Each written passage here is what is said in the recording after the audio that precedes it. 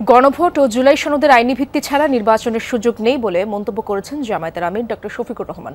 বিকেলে রাজধানীর পল্টনে জামায়াত সহ সমমনা ৮ দলের সমাবেশে দেয়া বক্তব্যে এমন মন্তব্য করেন তিনি। বলেন, জুলাই সনদ যারা মানবে না তাদের জন্য ২০২৬ সালে কোনো নির্বাচন হতে দেয়া হবে না। গণতন্ত্রের কথা, সংখ্যাগরিষ্ঠ দল যা বলবে তাই হবে, কোনো দলের নয়, বিজয় হবে জনতার। তাই জনগণের দাবি আদায়ে কাজ করে যাবেন বলে জানান জামায়াতের আমির। শিগগিরই পরবর্তী কর্মসূচি দেওয়া হবে বলে জানিয়ে জামায়াতের আমির তা পালনের আহ্বানও জানান।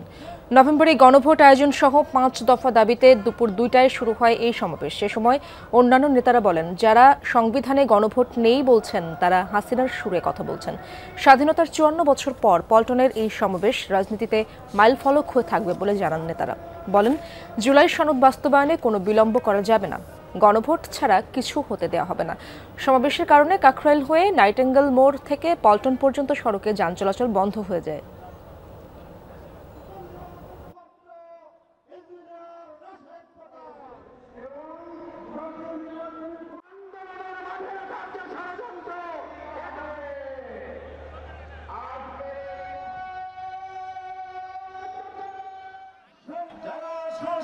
চান তাদেরকে এই দাবির সাথে একমত হয়ে জুলাই সনদে আইনি ভিত্তির আদায়ের দাবিতে বিলম্বের ষড়যন্ত্র পরিহার করতে হবে।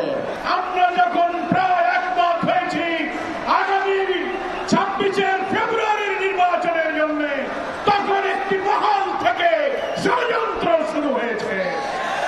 সেই ষড়যন্ত্রের সূত্র ধরেও আজকে দিল্লির ষড়যন্ত্রে আগামী ১৩ তারিখে শাটডাউনের নামে নতুন নাশকতার পরিকল্পনা করা হচ্ছে।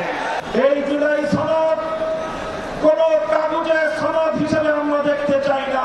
তারা জুলাই সনদের বাস্তবায়নকে ঠেকিয়ে দিয়ে বাংলাদেশে আবার ফ্যাসিবাদ কায়েম করবার ষড়যন্ত্র করছে। ২৬ নির্বাচন দেখতে হলে আগে জুলাই বিপ্লবের স্বীকৃতি লাগবে, আর জুলাই বিপ্লবের স্বীকৃতি দিতে হলে জুলাই সনদের আইনি ভিত্তি দিতেই হবে। এই আইনি ভিত্তি ছাড়া কোন নির্বাচন অনুষ্ঠান হওয়ার কোন সম্ভাবনা নেই।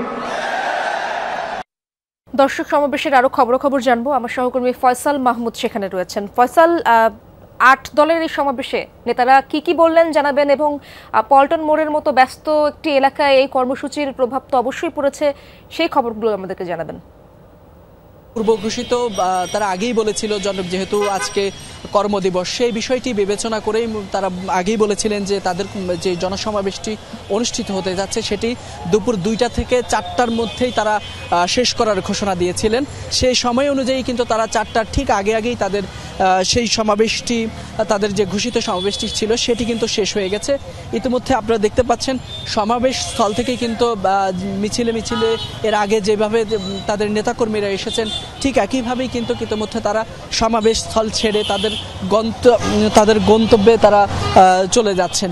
আর যদি জনদুর্ভোগের কথা যদি বলি, অবশ্যই বাংলাদেশের আসলে রাজনৈতিক যে কালচার সেটি অনুযায়ী কিন্তু এই ধরনের বড় বড় সমাবেশগুলোতে মানুষের কিছুটা দুর্ভোগ তো ঘটেই। সে জায়গায় এই ৮ দল ঘোষিত তাদের যে জনসমাবেশ সে বিষয়ে তারা আগেই বিষয়টি স্বীকার করেছেন এবং তারা দুঃখ প্রকাশ করে সে সময় গতকালকে তারা প্রেস ব্রিফিংয়ে বিষয়টি উল্লেখ করেছেন এবং তাদের ঘোষিত ৪টার মধ্যেই তারা কিন্তু সমাবেশ শেষ করে দিয়েছেন।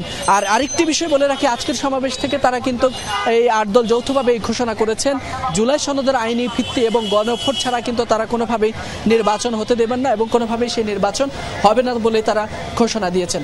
ইশরাত, ধন্যবাদ আপনাকে ফয়সাল।